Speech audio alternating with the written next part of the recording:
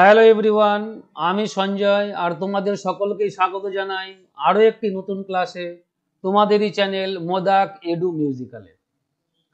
আসন্ন food SI exam এবং ক্লার্কশিপের কথা মাথায় রেখে আমরা শুরু করেছি ম্যাথের প্র্যাকটিস সেট নিয়ে আলোচনা। আজ হবে সপ্তম প্র্যাকটিস সেট। আশা করছি এই সেট থেকে কিছু প্রশ্ন তোমরা অবশ্যই কমন পাবে হুবহু। তাহলে চলো দেরি না করে শুরু করি আজকের ক্লাস। দেখো প্রথমটা কি বলছে, এক্স এর অর্ধেকের 25% মান ওয়াই এর 1/4 30% মানের আড়াই গুণ। তাহলে এক্স ওয়াই এর তুলনায় কত শতাংশ বেশি বা কম? তাহলে কি বলা আছে সেই অনুযায়ী আমরা লিখবো এক্স এর অর্ধেক, তার মানে x/2, এর 25%, তার মানে দেখো 25/100 বলা যাবে। আর বলা আছে ওয়াই এর 1/4, তার মানে y/4।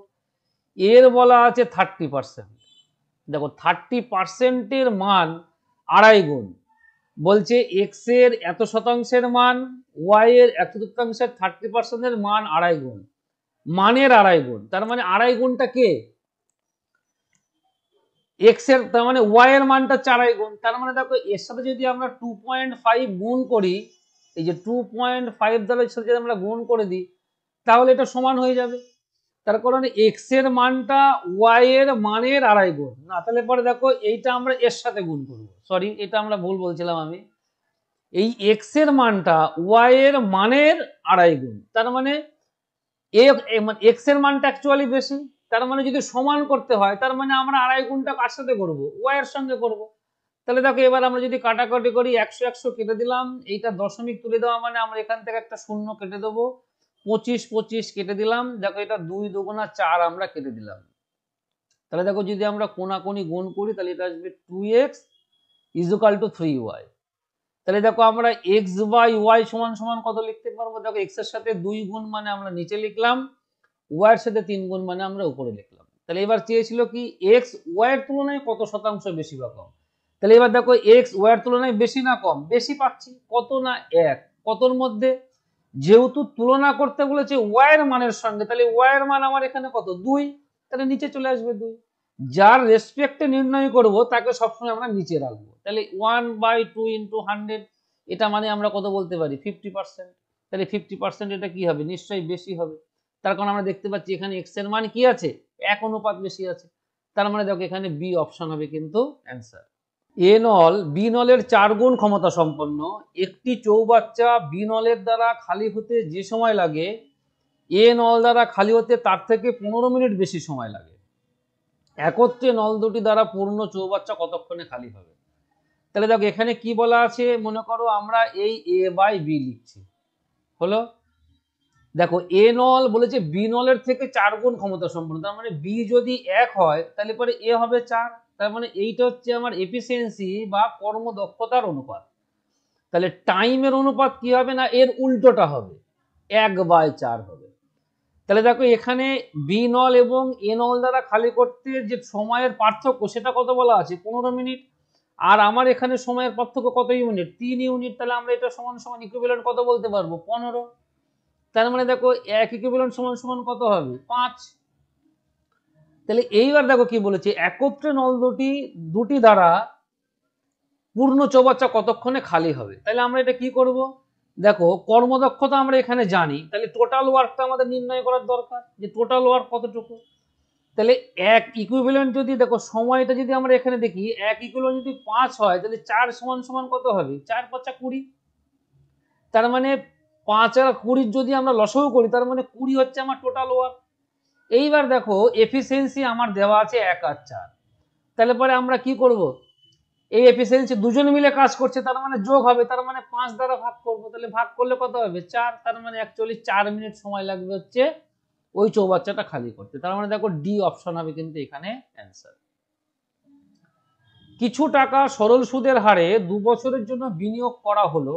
যদি সুদের হার 4% বৃদ্ধি পায় তবে সুদের পরিমাণ 160 টাকা বৃদ্ধি পায়। কত টাকা বিনিয়োগ করা হয়েছিল?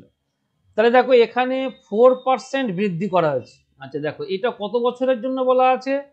2 বছরের জন্য 160 টাকা।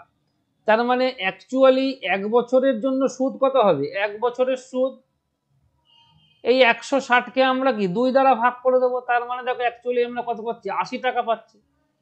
তার মানে এই যে 4% আমার বাড়লো সুদের হার, তার জন্য আমি প্রত্যেক বছর কত পাচ্ছি? 80 টাকা এক্সট্রা পাচ্ছি। তাহলে 1% যদি বাড়তো তার মানে কত টাকা হতো? নিশ্চয়ই কম, তার মানে 80/4 হতো।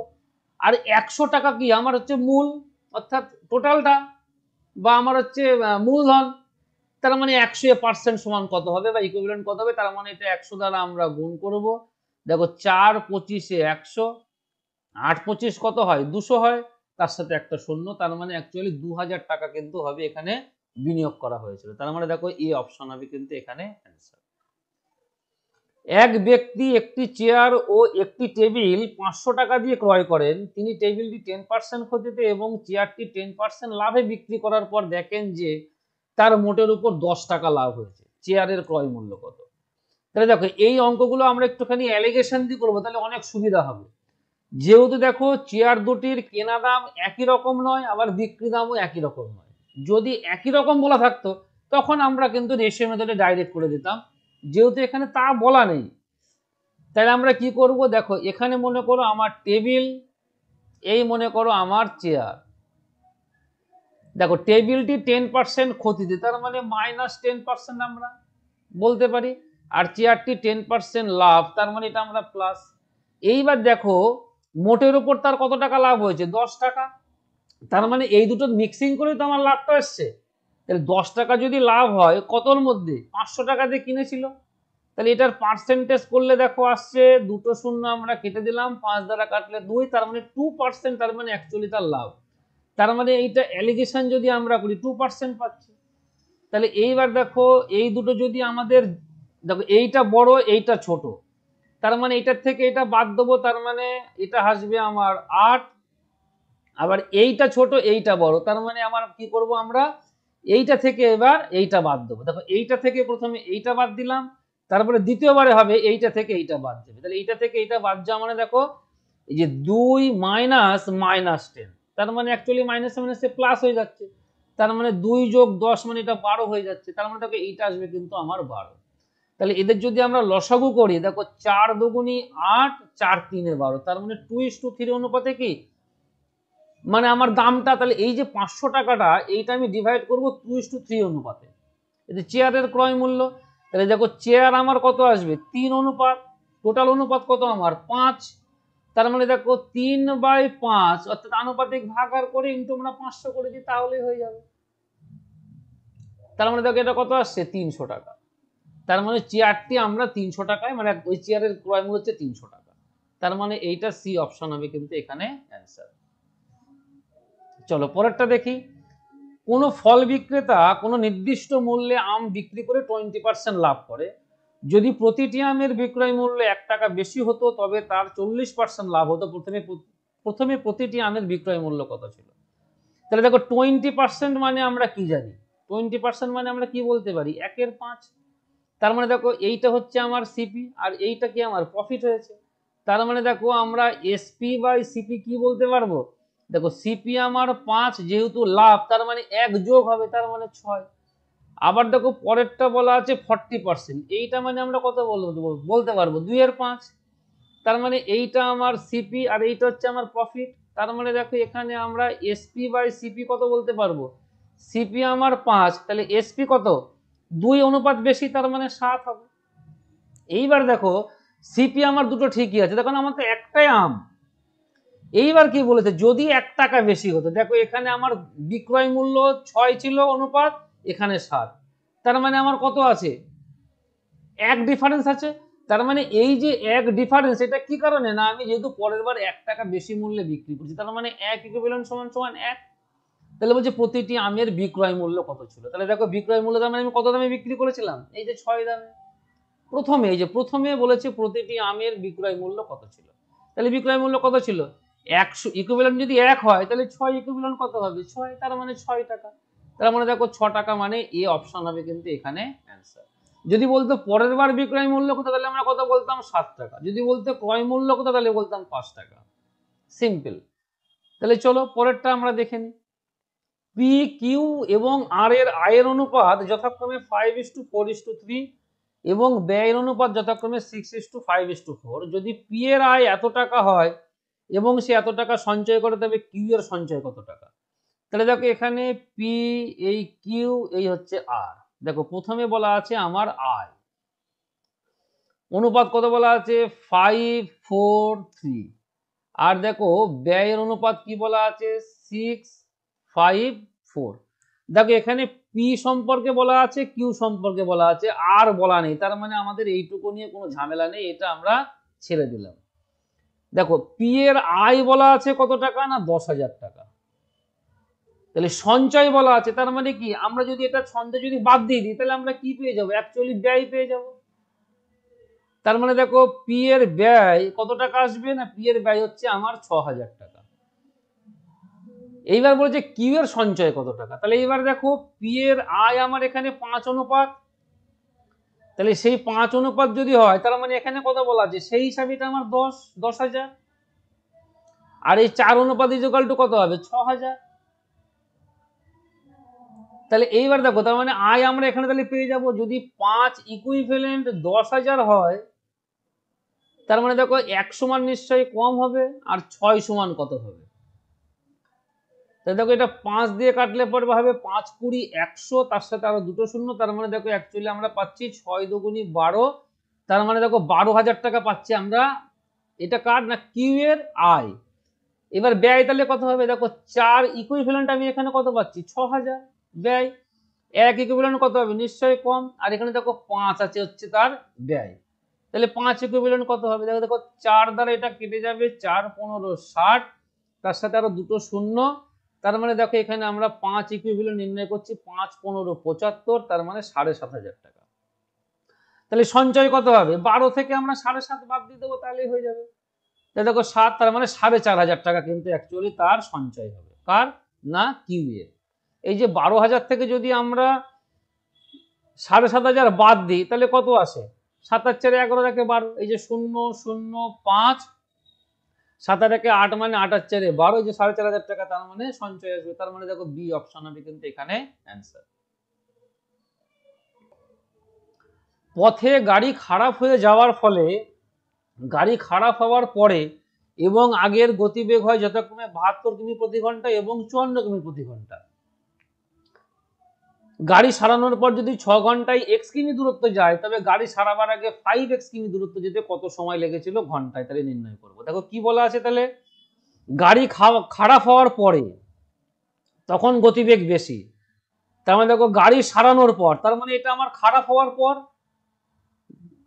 যদি বলে যে 6 ঘন্টায় x কিমি গেছি, তাহলে 6 ঘন্টায় x কিমি মানে দেখো তার মানে এই x এর মান কত হবে, আমি যদি 1 ঘন্টায় 72 কিমি যাই তাহলে 6 ঘন্টায় কতটুকু যাব, সিম্পলি আমি গুণ করে দেবো এত কিলোমিটার। তার মানে দেখো এটা হবে 6 দুগুণী 12, 6 সাথে 42 এর একে 43, তার মানে 432 কিলোমিটার আমি গেছিলাম। এইবার বলেছে দেখো যদি গাড়ি সারাবার আগে, তাহলে গাড়ি সারাবার দেখো গাড়ি যে আগের গতিবেগ, এটা হচ্ছে আগের গতিবেগ কত আমার 54 কিমি, তার মানে 54 কিমি গতিবেগে আমি 432 কিলোমিটার ইন্টু 5 কিমি দূরত্ব, যে 5x, এই দূরত্ব যেতে আমার কত সময় লাগবে। তার মানে টাইম ইজ ইকুয়াল টু কি হবে ডি বাই এস। তাহলে দেখো ডি এখানে আমার কত হবে 5 গুণ 432, এক্স এর মান বসালাম, আর ডি এর মান আমার এখানে সরি এস এর মান আমার কত 54। তাহলে দেখো এটা 9 দিয়ে তো নিশ্চয়ই যাবে, 6 নং 54, দেখো 9 দিয়ে এটা কাটলে পরে হবে 5 নং 4 নং 36, 36 মানে 4 3 7, 8 নং 72, এই 6 8 48, তার মানে দেখো দেখো 5 8 40, তার মানে অ্যাকচুয়ালি 40 ঘন্টা সময় লাগবে কি যদি আগের গতিবেগে যায় এই 5x কে দূরত্ব, তাহলে 40 মানে দেখো এটা ই অপশন হবে কিন্তু অ্যান্সার।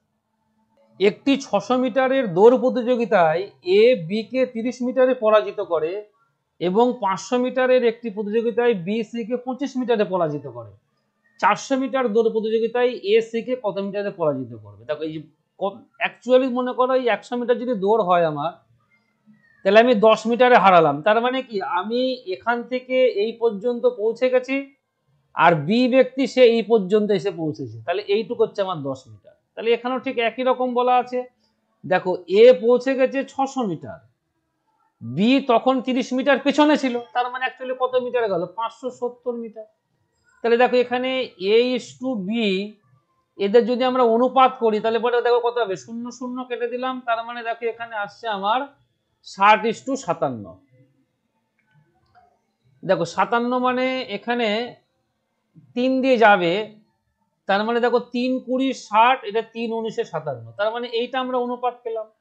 আবার দেখো বি আর সি এর ক্ষেত্রে কি বলা আছে, বলেছে 500 মিটারের প্রতিযোগিতায় হারিয়েছে কত মিটার না 25 মিটারে, তার মানে আমার 25 মিটার কম যাবে, তার মানে 475 মিটার। তার মানে দেখো বিএস টু সি এর আমরা অনুপাত তাহলে কি লিখতে পারবো, দেখো 25 দ্বারা কাটলে 25 দুগুণা 50, এটা 25 দ্বারা কাটলে দেখো হবে 12, 12 আর 3 15। ঠিক করলাম কি দেখি যাচ্ছে, 25 অক্ষে 25, 25 অক্ষে 25 না, ঠিক করিনি মনে হচ্ছে, 25 অক্ষে 25 মানে এখানে আমার 22 মানে 225 না 19 হবে, এটা সরি 4 4 16 আর 3 19। তার মানে দেখো এখানে আমরা এ ইস টু বি পেলাম, বি ইস টু সি পেলাম, তাহলে বি যেহেতু একই ব্যক্তি, তাহলে এইটাকে আমরা কি করব 20:19। আবার দেখো এইটা পেলাম আমরা কি 20:19। তার মানে দেখো এইটা যদি আমরা A is to B is to C করি, তাহলে এটা কি হবে, দ মেথডে গুণ হবে আর কিচ্ছু না, অর্থাৎ এইটা এইটা এইটা আমরা গুণ করে দেবো, তাহলে 20 20 কত হবে 400, 20 19 মানে 19 দুগুণা 38 মানে 380। আর দেখো 19-এর স্কোয়ার আমরা জানি, 19-এর স্কোয়ার কত না 361, তাহলে আমরা লিখে দিলাম।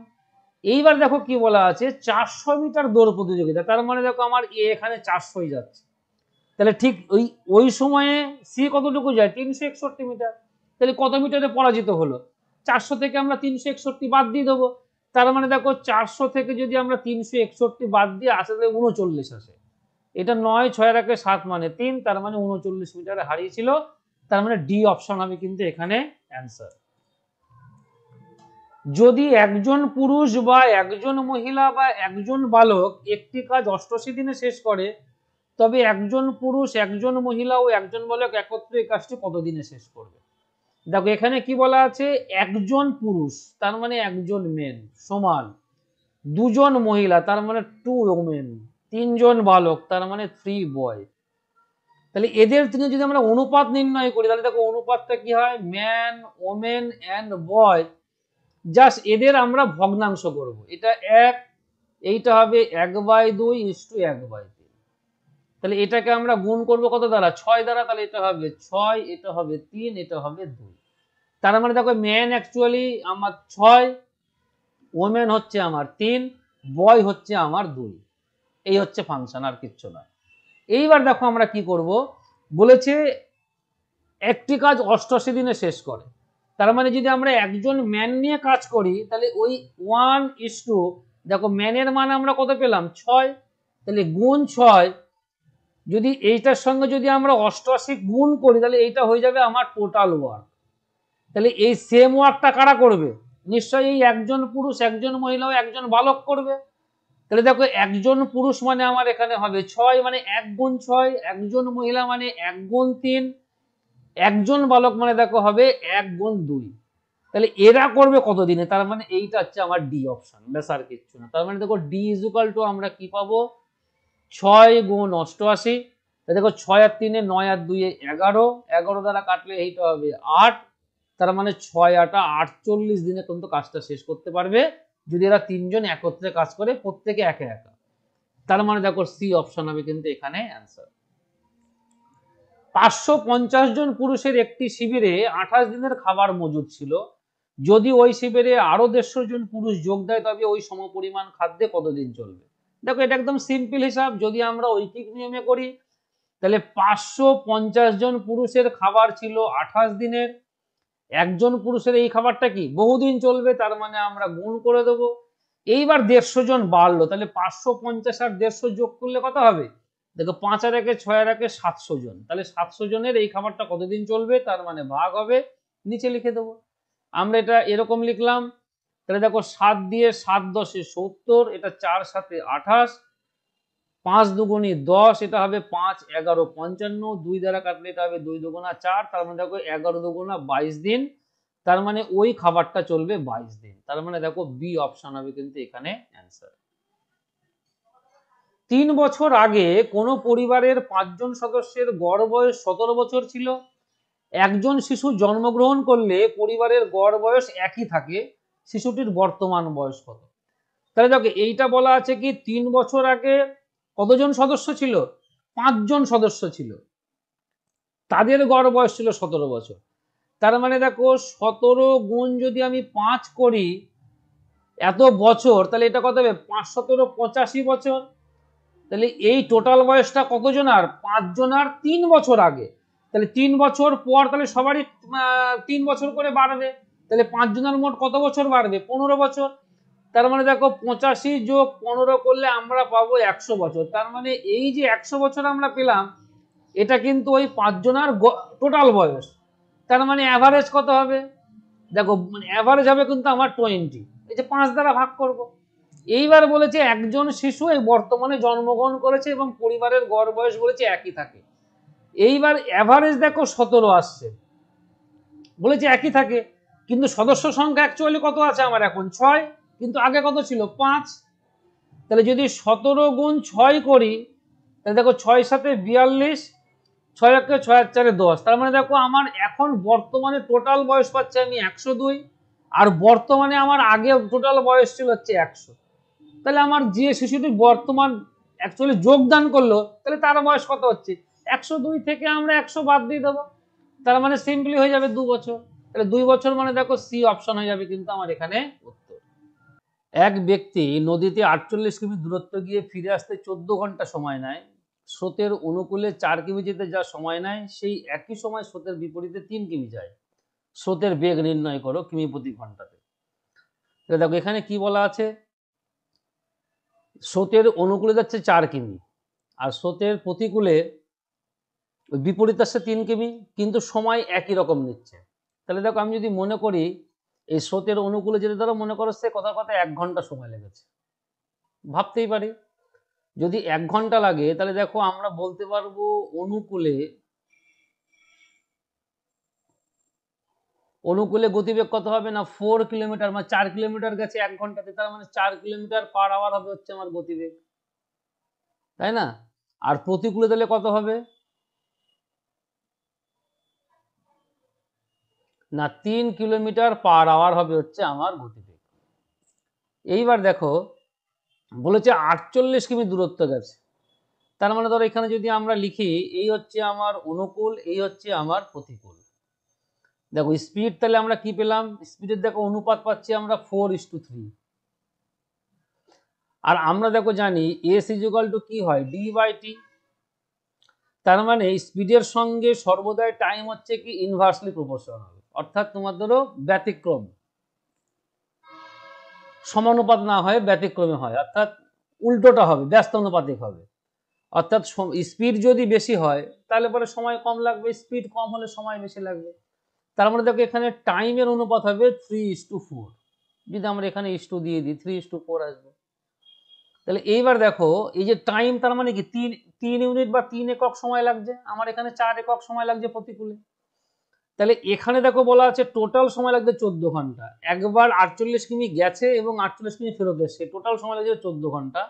আর এখানে টোটাল কত সময় লাগছে? 7 ঘন্টা, 7 ইউনিট। তাহলে এই 7 ইউনিট ইকুইভ্যালেন্ট আমরা কত বলতে পারি? 14 ঘন্টা। তাহলে এক ইকুইভ্যালেন্ট কত হবে? 2 ঘন্টা হবে। তাহলে দেখো এবার তাহলে মানে 3 ইউনিট এটা সমান সমান কত হবে? 3 দুগুণে 6 ঘন্টা, 6 আওয়ার। আর এটা মানে কত হবে? 4 দুগুণে 8 ঘন্টা হবে। তার মানে দেখো অনুকূলে গেছিল 6 ঘন্টা আর প্রতিকূলে এসেছিল 8 ঘন্টা। তাহলে 6 ঘন্টায় গেছিল 48 কিমি পথ। তার মানে অনুকূলে গতিবেগ কত পেয়ে যাবো আমরা? তাহলে একদম সরাসরি পেয়ে যাবো ভাগ করলে। তাহলে দেখো অনুকূলে গতিবেগ হবে হচ্ছে 48/6, তার মানে 8 কিলোমিটার পার আওয়ার। আর প্রতিকূলে দেখো গতিবেগ আসছে আমার কত? প্রতিকূলে দেখো 48 কে 8 দ্বারা ভাগ করলে কত হবে? 6×8 = 48, তার মানে 6 কিলোমিটার পার আওয়ার। ব্যাস, আর কিচ্ছু না। তার মানে এইবার বলেছে স্রোতের বেগ। তার মানে আমরা কি বলতে পারবো? দেখো নৌকার বেগ প্লাস স্রোতের বেগ এইটা সমান সমান অনুকূলের বেগ, তাহলে সেটা কত মান দেওয়া আছে? 8। আবার নৌকার বেগ মাইনাস স্রোতের বেগ এইটার মান কত দেওয়া আছে? 6। তাহলে এই দুটো যদি আমরা সমাধান করি, তাহলে দেখো যেহেতু স্রোতের বেগ চেয়েছে তাই আমরা এটা বিয়োগ করে দেবো। তাহলে বিয়োগ করলে এটা কেটে গেল, এইটা হবে দুটো স্রোত, এটা মাইনাস করবো, তার মানে এটা হবে 2, 2 2 কেটে গেলে দেখো তার মানে স্রোতের বেগ আসছে অ্যাকচুয়ালি 1 কিলোমিটার পার আওয়ার, তার মানে 1 অ্যান্সার হবে, তার মানে এই অপশন হবে কিন্তু এখানে উত্তর। 400 থেকে বড় এবং 500 থেকে ছোট যে সকল পূর্ণ সংখ্যা 12, 16 এবং 24 দ্বারা বিভাজ্য সেই সকল সংখ্যাগুলোর সমষ্টি নির্ণয় করো। আচ্ছা, তার মানে দেখো 12, 16 এবং 24, এই যে 12, 16 এবং 24 এদের আমরা কি করব, লসাগু নিয়ে নেব। দেখো লসাগু যদি আমরা নিই এখানে 4 3 12, 4 4 16, 4 6 24, এটা দেখো 3 দিয়ে যাবে, 3 অক্ষে 3, এটা 4, এটা তার মানে আসছে আমার 3 দুগুণী 6, এটা এবার 2 দিয়ে যাবে, 1 2 1, তার মানে দেখো 4 3 12, 12 দুগুণা 24, 24 দুগুণা 48, তার মানে দেখো আমরা এলসিএম কত পেলাম, 48 পেলাম। তার মানে এই 48 কে কিন্তু 12, 16 এবং 24 দ্বারা কিন্তু বিভাজ্য, কিন্তু আমার সংখ্যাগুলো কতর মধ্যে নিতে হবে, 400 থেকে বড় নিতে হবে আর 500 থেকে ছোট নিতে হবে। তাহলে 400 থেকে বড় মানে আমরা দেখো এরকম নেবো, তার মানে আমরা 48 এর গুণিতক নেবো, তাহলে 48 এর গুণিতক মানে দেখো 50 এর কাছাকাছি, তার মানে 50 এর কাছাকাছি মানে 8 দ্বারা গুণ করলে পরে 50 এর 400 এর কাছাকাছি হবে, তার মানে এটাকে আমরা 9 দ্বারা গুণ করব। তাহলে দেখো 8 নং 72, হাতে থাকে আমার কত 7, 4 9 36, 36 আর হচ্ছে 7 43, তার মানে 432। আর 500 কাছাকাছি মানে দেখো 480, তার মানে দেখো 48 যদি আমরা 10 দ্বারা গুণ করি সেটা কত আসে 480, 11 দ্বারা গুণ করলে দেখো কিন্তু বেশি আসবে, 48 কে যদি আমরা 11 দ্বারা গুণ করি তাহলে সেটা কিন্তু 500 ওভার হয়ে যাবে। এই যে 400 বড় 8 দ্বারা গুণ করলে কিন্তু দেখো 400, এটা থেকে কিন্তু 400 থেকে নিচে নেমে আসবে, তার মানে আমরা ওইটা নেব না, 432 সাথে 480টাই নেবো আমরা। দেখো 11 দ্বারা যদি আমরা গুণ করি এটা হবে 8, 8 4 12, 4 আর 1 5, 528, তার মানে 500 বেশি হচ্ছে, তার মানে এই দুটোর আমরা কি করব না, যোগ করব। তাহলে যোগ করলে 2, 8 আর 3 11, 4 আর 4 8 আর 1 9, তার মানে 912 হবে। এই যে কিন্তু যে সকল সংখ্যাগুলি সেই সকল সংখ্যাগুলির সমষ্টি নির্ণয় করি, তাহলে সমষ্টি 912 আসছে এই দুটো সংখ্যা, তার মানে বি অপশন হবে এখানে অ্যান্সার। মান নির্ণয় করো, দেখো এখানে কি বলা আছে, 2 to the power n plus 2 to the power দেখো n মাইনাস 1 বাই দেওয়া আছে 2 to the power n plus 1 minus 2 to the power n। দেখো এইটা যদি আমরা মান নির্ণয় করি আমরা কি করব না, n এর মান 1 2 3 এরকম পরপর বসাবো, দেখবো মান সব একই রকমই আসছে। তাহলে আমরা সব থেকে ছোট মানটা বসিয়ে দেখি কত আসে। দেখো n এর মান যদি আমরা 1 বসাই তার মানে দেখো এখানে 2 প্লাস দেখো 1 মাইনাস 1 মানে এটা 0 আসবে, আর এটা 2 টু দি পাওয়ার 1 1 মানে 2 minus 2 to the power n মানে 1 মানে এখানে আসবে 2, তার মানে দেখো 2 আর 1 এটা কত আসছে 3, এই যে 2 আর 2 টু দি পাওয়ার 0 মানে কত 1, দেখো 2 এর স্কয়ার মানে কত হয় 4, 4 মাইনাস 2 মানে কত হবে 2, তার মানে 3 এর 2 আসছে অ্যান্সার, তার মানে 3 এর 2 মানে দেখো এটা এ অপশন হবে কিন্তু অ্যান্সার। যদি আমরা 2 বসিয়ে করি তাও দেখো একই রকমই আসবে, কি রকম হবে, তার মানে দেখো এটা আসবে 2 টু স্কয়ার মানে হচ্ছে 4, 2 এর থেকে 1 বাদ দিলে পরে হবে 2, এটা আসবে 2 এর 1 3, তার মানে 8 2 টু দি পাওয়ার n মানে 4, তাহলে দেখো কত আসছে 4 আর 2 6, 8 এর থেকে 4 বাদ দিলে কত হবে 4, সেই ব্যাপারটা দেখো কিন্তু একই আসছে 2, এটা আসছে 3, তার মানে 3/2, তার মানে আমরা n এর মান যাই বসাই না কেন অড ইভেন উভয় ক্ষেত্রে কিন্তু 3 এর 2 কিন্তু আমার মান আসছে, একদম সিম্পল অঙ্ক ছিল। চলো, 2 প্রকার চা একটা নির্দিষ্ট অনুপাতে মেশানো হলো প্রতি কেজি মিশ্রণের দাম ভালো মানের চায়ের থেকে 0.50 টাকা কম ও খারাপ মানের চায়ের থেকে 0.75 টাকা বেশি, ভালো মানের চা ও খারাপ মানের চায়ের অনুপাত কত। তার মানে দেখো এটা আমরা কিন্তু অ্যালিগেশন বা মিশ্রিত করেছি, তার মানে মিশ্রণের একটা নির্দিষ্ট চায়ের দাম আমার ধরা আছে, সেটা মনে করলাম আমি এক্স। এইবার দেখো এইটা লিখছি আমরা ভালো, এইটা লিখছি আমরা খারাপ,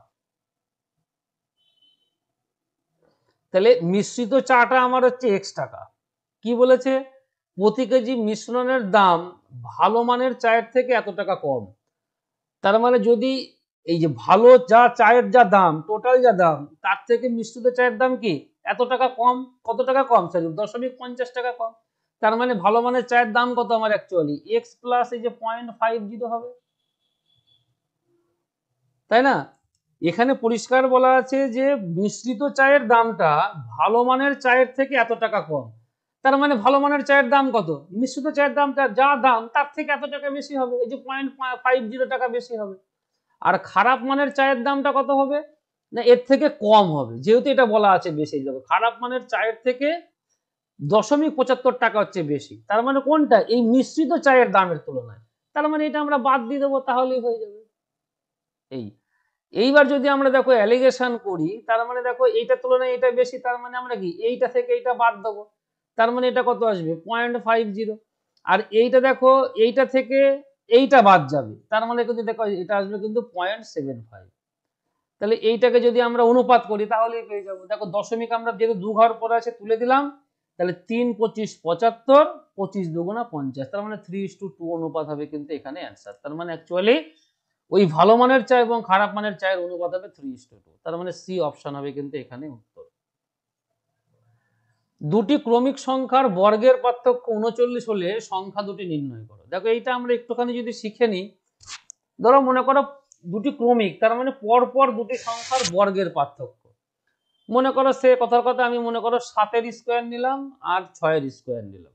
দেখো এইটাকে যদি আমরা বর্গ করি তাহলে কত আসবে, এই বর্গ করছি না আমরা, জাস্ট আমরা দেখো একটা এই a স্কোয়ার মাইনাস বি স্কোয়ারের সূত্রে ভাঙলাম। তাহলে 7 6 কত আসছে 13, আর দেখো এটা মানে কত হবে 1, তার মানে এটার মান কত আসলো 13। তার মানে এই যে 13, তার মানে ক্রমিক সংখ্যা দুটির যে সংখ্যা দুটি রয়েছে সেই দুটোর যোগফলটাই আমরা ডাইরেক্ট পেয়ে যাচ্ছি কোনটা, তাদের বর্গের পার্থক্যটা।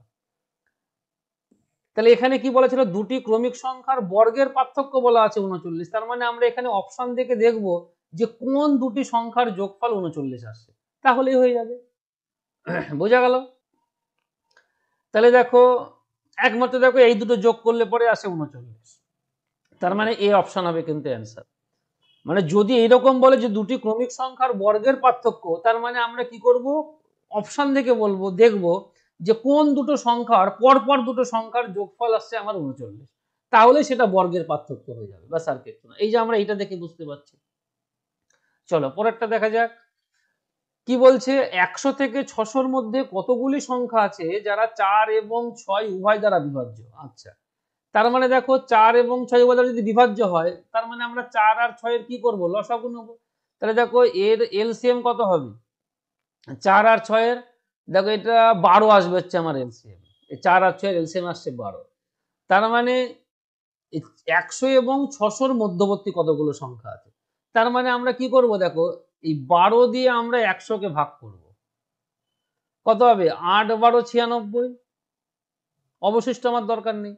তার মানে দেখো এখানে আমি টোটাল 100 থেকে মানে 1 থেকে 100 পর্যন্ত 12-র মাল্টিপুল কতগুলো পাচ্ছি বা গুণিতক কতগুলো পাচ্ছি 8টা।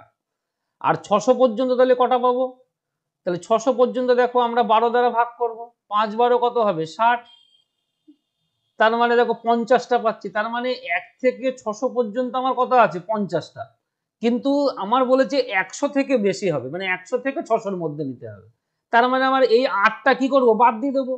তার মানে 50 থেকে যদি আমরা 8 বাদ দিতে হলে কত হবে 42, তার মানে 42টা সংখ্যা এমন আছে যে সংখ্যাগুলি 4 এবং 6 উভয় দ্বারা বিভাজ্য হবে।